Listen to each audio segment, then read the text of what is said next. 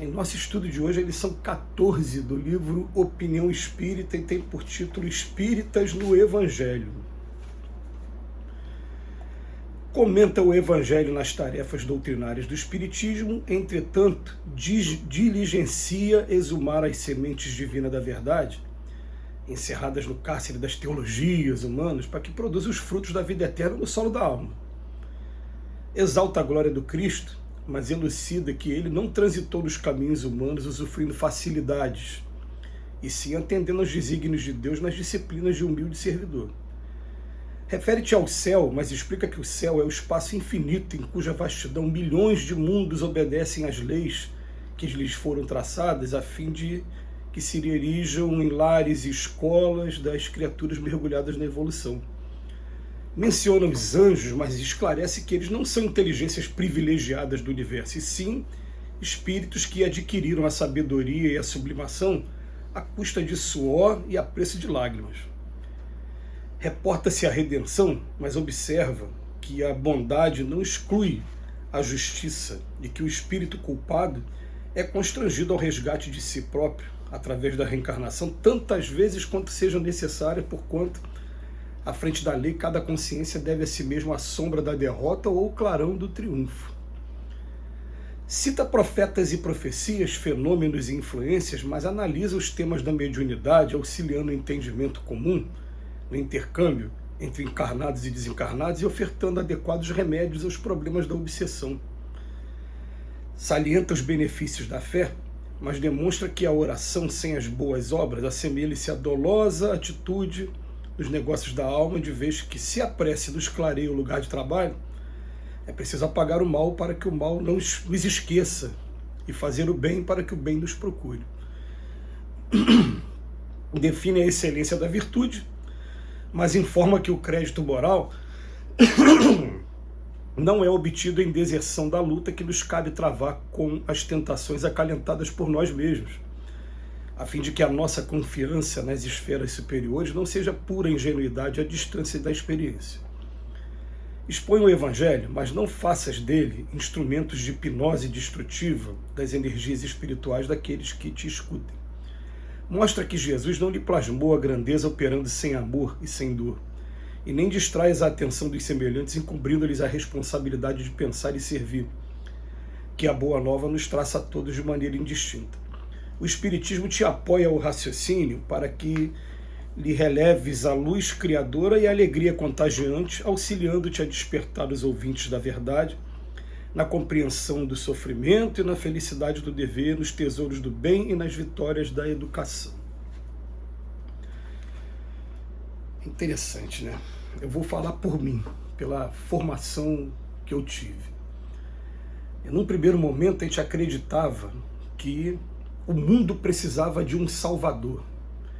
E quem é um salvador? É aquele que vem transformar as coisas em melhor, tirar o povo da tirania que a gente vive, desses governos que nos exploram, dessas guerras que acontecem, que viria alguém que traria paz. E esse alguém, né, muitos se decepcionaram achando que fosse Jesus, mas Jesus, na verdade, ele não acabou com o mal externo, ele na verdade nos convidou a gente conhecer o mal que existe na gente e buscar um processo de reforma íntima. Depois eu aprendi também, né, antes de conhecer a doutrina espírita, que você vai fazer oração, mas aquela oração que muitas das vezes você está pedindo para que a sua vontade seja feita, não que seja feita a vontade do Pai. Então, a gente lembra até de muitas vezes, né, que a pessoa fica chateada porque pede, não obtém o que queria, e ainda blasfema contra Deus, reclama contra Deus. E uma outra coisa também, né? Aconteça o que acontecer, você tem que estar todo domingo na igreja, seja ela qual denominação for, porque o cristão de verdade ele tem disciplina com culto externo. Esses foram aprendizados que a gente teve no passado e que depois disso veio a doutrina espírita falar para a gente o seguinte, ó, vamos ver cada item desse aqui que o Emmanuel trouxe hoje. Ó. a gente vai comentar o Evangelho, mas não pode deixar de entender que cada comentário desse é como se fosse semente. A semente tem que ser plantada, tem que ser cuidada para poder germinar. Não adianta só ficar a palavra para fora. Perdão 70 vezes 7, quando sai dali, daquele momento de estudo, continua não perdoando. Tem que fazer esforço para transformar essa semente em planta. E depois ele fala, produzam os frutos da vida eterna no solo da alma. Em segundo ponto, e o ponto talvez mais importante aqui, né? Exalta a glória do Cristo, tá, mas não teve facilidade em momento nenhum Cristo enquanto esteve aqui entre a gente, e também não ofereceu facilidade. Tem uma lição do Emmanuel maravilhosa nesse ponto.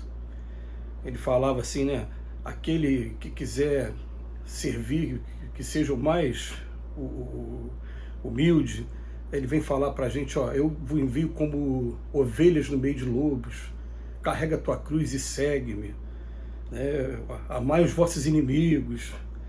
O tempo todo não teve facilidade, né? E o Cristo, inclusive, nas disciplinas de humilde servidor. Pai, seja feita a vossa vontade. É isso que o Senhor quer? Então vamos para o martírio. Depois ele vem falar, o Espírita se refere ao céu, mas com milhões de mundos, cada um obedecendo leis, e esses mundos servindo de lares e escolas para bilhões de criaturas também em evolução, como nós aqui também. Tá.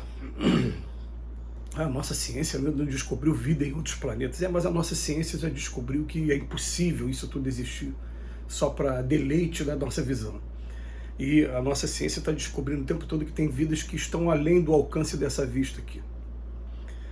Depois ele vem, menciona os anjos, mas anjo não foi uma criatura já criada, privilegiada por Deus, não. Quem é anjo? Foi espírito que saiu do simples e ignorante e chegou lá na frente com muito mérito, mas com muito suor também, preço de lágrimas, como diz aqui na lição do Emmanuel. É legal a gente entender isso. Aí eu vou pegar emprestado até, por que não? O exemplo que tem na Igreja Católica de se canonizar algumas pessoas. Aquela pessoa, para ser canonizada, ela foi uma pessoa que, uma comissão, chegou à conclusão de que ela teve méritos e até alguns acontecimentos também na vida dela que marcaram profundamente, por isso ela merece estar sendo canonizada e chamada de santo aí pra gente, né? Depois ele fala, reporta-se a redenção. Tudo bem, mas observa que a bondade não exclui a justiça. O espírito culpado vai ser constrangido ao resgate, através de quantas reencarnações forem necessárias até que repare o mal que fez. Não tem para onde correr dessa sentença aqui. Isso aí foi o próprio Cristo falou que não passará até que o último tio ou o último iota se cumprisse. Depois ele vem falar para a gente, cita profetas e profecias, mas às vezes a gente cita profetas e profecias como se os profetas tivessem ficado só no passado, e a gente esquece que a gente está rodeado de muitos médiuns trazendo informações dos espíritos a todo momento. Então ele vem falar para a gente, auxilia o entendimento comum no intercâmbio entre encarnados e desencarnados e ainda oferece remédios adequados aos problemas da obsessão. Esse é o estudo do Evangelho pelo Espírita. Depois, salienta sim os benefícios da fé, mas aquela fé que não pode ser uma fé cega em primeiro lugar, tem que ser uma fé raciocinada, e em segundo lugar, não pode ser uma fé inoperante, uma fé infértil, tem que ser uma fé o tempo todo baseada nas obras, baseada em trabalhos mesmo. Então ele fala aqui pra gente, né?